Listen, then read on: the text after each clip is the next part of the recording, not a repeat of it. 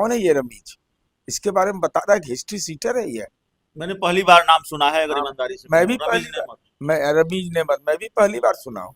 मुझे जानकारी मीडिया से मिला कि 10 या 11 मुकदमा है। ये हाल में जेल से रह के आया है एक दो साल पहले, और गंभीर आरोप में जेल रहा है। और ये सलाहकार किसका बना हुआ था भाई? कैसे ऐसे हिस्ट्री सीटर को अनुमति मिल गया? मैं उस तेजस्वी जी के साथ उसका फोटो भी देख रहा हूँ। मैंने बहुत क्लोज रिलेशन था।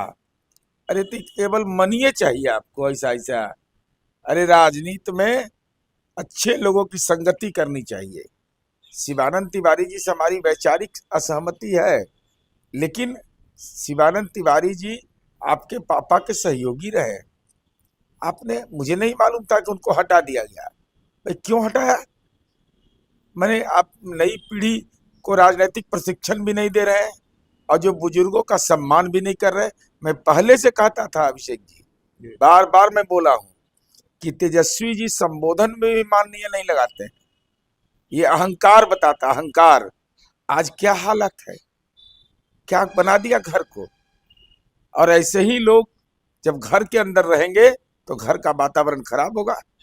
हमारे घर में हिस्ट्री सीटर रहेगा, हमसे मिलने के लिए हिस्ट्री सीटर आएगा, मैं उसको इंटरटेन करूंगा? नमस्कार, आप देख रहे हैं 4 PM और मैं हूं अभिषेक मिश्रा। 2025 के विधानसभा चुनाव में करारी हार क्या मिली? आरजेडी 75 से 25 सीटों पर क्या सिमटी? पहले परिवार के अंदर मोर्चा खुला।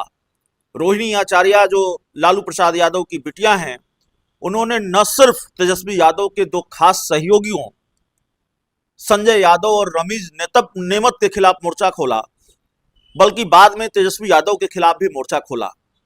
और उसके बाद पार्टी के अंदर भी मोर्चा खुला। आरजेडी के वरिष्ठ नेता शिवानंद तिवारी ने पार्टी छोड़ दी है, और न सिर्फ पार्टी छोड़ी है, बल्कि तेजस्वी यादव पर गंभीर आरोप लगाए हैं। उन्होंने ये कहा कि तेजस्वी यादव ने मुझे पद से हटा दिया, कार्यकारिणी में जगह नहीं दी, क्योंकि वो सपनों में सीएम पद की शपथ ले रहा था और मैं उसको झकझोर कर उठाता था। मैं उसको एसआईआर के खिलाफ जेल जाने और लाठी खाने की सलाह देता था। हमारे साथ जनता दल यूनाइटेड के मुख्य प्रवक्ता नीरज कुमार हैं। सर, आरजेडी के जो बड़े नेता हैं शिवानंद तिवारी, उन्होंने कहा कि अब मैं मुक्त हो चुका हूं इन चीजों से, और तेजस्वी यादव सपनों में सीएम पद की शपथ ले रहे थे। ये मैंने मीडिया में उनका सारा पोस्ट पढ़ा है। जी। जब समय आपका बुरा होगा तो इलाज आपका शुरू हो जाएगा, और जिसमें नैतिक बल की कमी रहेगी वह जनादेश को तुरंत स्वीकार नहीं करता है। तेजस्वी यादव की राजनीतिक रणनीति का यही हिस्सा। भाई चुनाव जीतता है, हारता है आदमी, लेकिन सामने आकर करके अपनी जनादेश को कबूल नहीं करना। और जो मैं देख रहा हूं, इनके कुछ लोग बयान दे रहे हैं कि ईवीएम, एसआईआर। अरे कहाँ चक्कर में पड़े हो यार? जब गंगा में स्नान करने गए थे तो नहीं देखे थे कि प्रदूषण है उसमें? तो जब आप चुनाव में भाग ले लिया, जनादेश आपके खिलाफ आ गया, और जो मीडिया सूचना आ रही, कौन है ये रमीज? इसके बारे में बता रहा है कि हिस्ट्री सीटर है ये। मैंने पहली बार नाम सुना है, अगर हाँ, ईमानदारी से मैं कहूँ, भी रमीज पहली बार नेमत। मैं रमीज नेमत मैं भी पहली बार सुना हूँ। मुझे जानकारी मीडिया से मिला कि 10 या 11 मुकदमा है। ये हाल में जेल से रह के आया है एक दो साल पहले, और गंभीर आरोप में जेल रहा है। और ये सलाहकार किसका बना हुआ था भाई? कैसे ऐसे हिस्ट्री सीटर को अनुमति मिल गया? मैं उस तेजस्वी जी के साथ उसका फोटो भी देख रहा हूँ। मैंने बहुत क्लोज रिलेशन था। अरे तो केवल मनी चाहिए आपको? ऐसा ऐसा? अरे राजनीति में अच्छे लोगों की संगति करनी चाहिए। शिवानंद तिवारी जी से हमारी वैचारिक असहमति है, लेकिन शिवानंद तिवारी जी आपके पापा के सहयोगी रहे। आपने, मुझे नहीं मालूम था कि उनको हटा दिया गया। भाई क्यों हटाया? मैंने, आप नई पीढ़ी को राजनीतिक प्रशिक्षण भी नहीं दे रहे हैं, और जो बुजुर्गों का सम्मान भी नहीं कर रहे। मैं पहले से कहता था अभिषेक जी, बार बार मैं बोला हूं कि तेजस्वी जी संबोधन में भी माननीय नहीं लगाते। ये अहंकार बताता, अहंकार। आज क्या हालत है, क्या बना दिया घर को। और ऐसे ही लोग जब घर के अंदर रहेंगे तो घर का वातावरण खराब होगा। हमारे घर में हिस्ट्री सीटर रहेगा, हमसे मिलने के लिए हिस्ट्री सीटर आएगा, मैं उसको इंटरटेन करूंगा, ये संभव नहीं होना चाहिए। ये राजनीति में कार्यनीति का, अरे मिलने के लिए कोई आ सकता है, लेकिन आप उसको सलाहकार बना लीजिए, उसको अंगीकार कर लीजिए, उससे प्रेम और मोहब्बत राजनीति में करने लगिए, उसकी राय मानने लगिए, तो वो अपने माँ बाप का तो बातें नहीं माना तो हो गया अपराधी, वो आपका बतवा मानेगा। वो एक चर्चा बिहार के राजनीतिक गलियारों में है, खैर उस सवाल पर हम आएंगे, रोहिणी आचार्य पर लौटेंगे, लेकिन जो चर्चा बिहार के राजनीतिक गलियारों में है, जेडीयू को 85 विधानसभा की सीटें आई हैं बिहार विधानसभा चुनाव में, और जेडीयू की नज़र एक पार्टी पर है, क्योंकि जेडीयू बिहार की सबसे बड़ी पार्टी बनना चाहती है।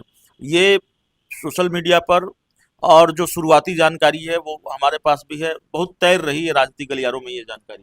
देखिए, अब यह बात सब सार्वजनिक चर्चा है कि बहुत सारी पार्टी में भगदड़ मचने वाला है। अब भगदड़ मचेगा नहीं मचेगा ये तो वो जाने। नहीं, जिस पार्टी के बारे में चर्चा है कि जिस पार्टी के विधायकों पर आपकी नज़र है, उस पार्टी के कुछ विधायकों को या कुछ नेताओं को आप पहले भी तोड़कर ला चुके हैं कुछ साल पहले। नहीं, ये अलग विषय है भाई, कोई हम किसी को नहीं तोड़ते हैं, हमसे दिल मिल जाता है तो चले आते हैं। तो दिल किसका मिला है नहीं मिला है, न मेरी इस प्रक्रिया में कोई भागीदारी है। शपथ ग्रहण से पहले हो जाएगा कि बाद में होगा? नहीं, ये सब हमको जानकारी नहीं है, ना हमको कोई इसमें मैं राय देता हूँ, ना मुझसे राय लिया जाता है। मेरी चिंता केवल एक ही है कि कांग्रेस जैसी पार्टी, लेफ्ट जैसी पार्टी क्या हालात कर दिया भाई, कहाँ पहुंचा दिया भाई। बताइए, सीपीआई 1925 में स्थापना हुआ, राजनीति में मैं देखा हूं कि 8 एमपी उसके होते थे, 25-30 एमएलए होते थे, इतना बड़ा उसका मैंने नेटवर्क था। कांग्रेस पार्टी कहाँ पहुंच गई। शकील साहब जैसे लोग भी चुनाव हार रहे हैं। क्यों ये स्थिति? इसका कारण केवल एक है, लालूवाद विचारधारा को स्वीकार करना।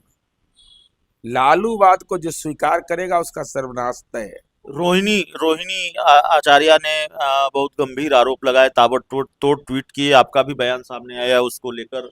रोहिणी आचार्य को लेकर ये खबर है, सोशल मीडिया पर चल रही है, अलग अलग मीडिया रिपोर्ट्स के हवाले से जानकारी आ रही है कि रोहिणी आचार्य ने सवाल उठाए चुनाव परिणाम पर, और तेजस्वी यादव से भी सवाल पूछा, और ये सवाल भी उठाया कि भाई संजय यादव पर जब सवाल उठाया जाता है तो आपको बुरा क्यों लग जाता है, आप पर्सनली क्यों लेते हैं, तेजस्वी नाराज हुए, सारी चीजें चल रही हैं। घर में राजनीति जब करिएगा सब लोग तो चर्चा करिएगा ना। अगर घर में शादी विवाह होता है या कोई काम होता है तो जब घरे की पार्टी है तो घर में चर्चा होगा कि नहीं। जब चर्चा हुआ और उसमें जो बातें उभर करके आई, यह तो बिल्कुल ही मेरी बेटी है ना, वो बेटी केवल लालू जी की बेटी है, और जो सूचना मिल रही है कि लालू जी के आंख में भी आंसू, राबड़ी जी के भी आंख में आंसू। भाई माँ होती है, माँ के लिए बेटा हो या बेटी हो, हमारी असहमति हो सकती है, लेकिन सब देव देवियां एक और है, माँ मेरी तू एक और। आखिरी कहा जाता है। नहीं, मैं उस पे आ रहा हूँ। तेजस्वी जी राजनीति में जनादेश नहीं मिला तो आप घर में छिप गए, छिप करके झंझट कर रहे हैं। और मैं कह रहा हूँ, फिर कह रहा हूँ, ये हिस्ट्री सीटर कैसे रह रहा है, ये तो गंभीर मामला है भाई। मैं उसका पूरा डिटेल देखा हूं तो हमें लगा कि तो नौमा आश्चर्य है भाई, राजनीति में संगति कैसी है। पिता जा रहे हैं रितलाल यादव के प्रचार के लिए, अब बेटा हिस्ट्री सीटर को रखे हुए है। आखिरी सवाल है, प्रशांत किशोर कल प्रेस कॉन्फ्रेंस करने वाले थे, कैंसिल कर दी, नहीं आए मीडिया के सामने। अरे वो तो मान लीजिए क्या व्यक्तिगत कारण क्या है, नहीं है, अरे क्या प्रेस कॉन्फ्रेंस करिएगा भाई। अब तो जनता के जनादेश को विनम्रता से ट्वीट करके स्वीकार करिए, और कोई रास्ता दूसरा नहीं है। चलिए, हमारे साथ जेडीयू के मुख्य प्रवक्ता नीरज कुमार थे। इस पूरी रिपोर्ट में इतना ही, बहुत बहुत धन्यवाद।